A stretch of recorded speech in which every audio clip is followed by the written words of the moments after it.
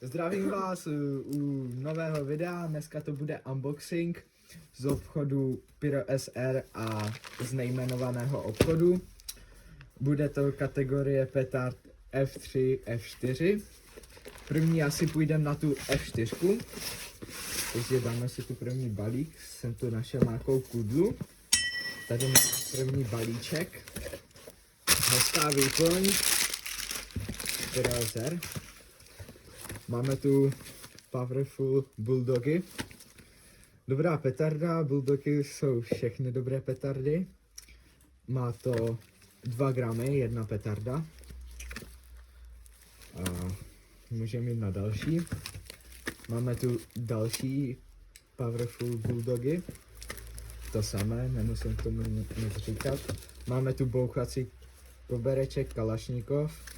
Má to 200 rán a jsou tam 3, ne, je. A pak tu máme mini Dumbum, takové malé balení. Jedna má 0,3, myslím, 0,3. Pak tu máme dárek od Pyro SR. Ceníme moc. Pak tu máme JC05. Je to kategorie F3, má to 0,5 gramů, myslím. Máme je tu dvoje. A máme tu FP3 New Edition, můžeme si je rozbalit a podívat se na ně.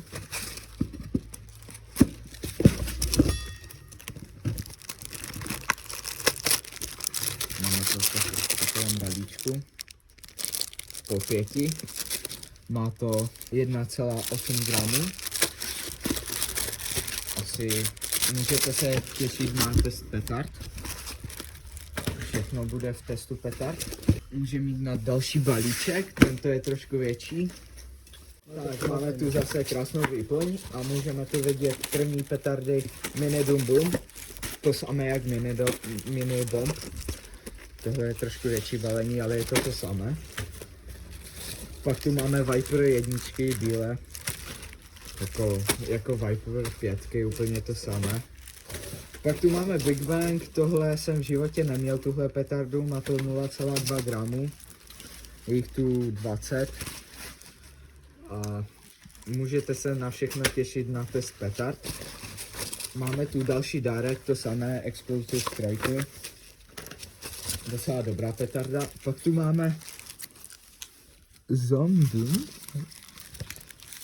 Je to dost malé, jak vidíte.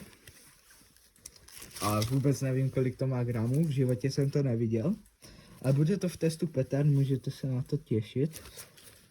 A má to 0,8 gramů, což je docela dobré. Pak tu máme RC5. Dobrá petarda, sice nová výroba, ale i tak to stojí za to. Má to 4,2 gramů, ale to má snad na celé balení, ne? Jo. 4,2 gramů na celé balení, je tam jich 12. Pak tu máme Wild Bulldogy. Další bulldogy, tohle jsou ty nejslabší bulldogy. Jako zpracování dobré, a i ten knot je prostě lepší, kvalitní, ale rána jako nic moc. Máme tu Dumbum New 30 kusů balení, je to slaboučká petarda, má to na celé balení 6 gramů, což je na jednu petardu 0,2 gramu. Pak tu máme C4 Small, jsou to fakt malé petardy, něco jak tohle, ale tohle je ještě menší, ale obě to má stejně gramů, myslím, 0,7, takže tohle jsou jako na tu velikost dost dobré petardy. A pak tu máme poslední věc tohohle, ještě ne, tak předposlední věc máme tu zase JC05, dost jako nejlepší petarda asi, co si můžete koupit, když chcete F3, tyhle petardy fakt doporučuju.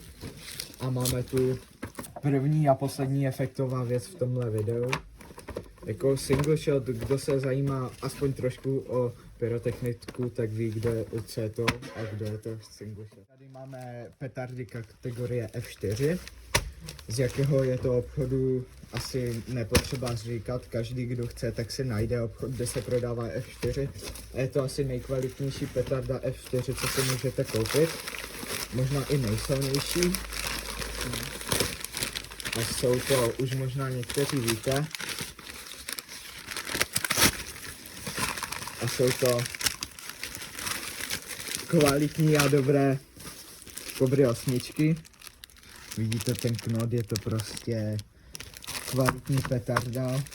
Má to, myslím, 80 gramů. Podle nové výroby mělo to 100, ale má to 80. A je to hodně kvalitní petarda. Nejkvalitnější petarda F4, co si asi můžete na českém trhu koupit. Tohle by k tomu videu bylo vše. Děkuji za zhlédnutí, dejte like a odběr. Určitě bude soutěž o nějakou F4, ještě nevím o co. Možná o Kobry 8, ale ještě uvidíme. Ale určitě se můžete těšit na nějakou soutěž, můžete se těšit na test petard.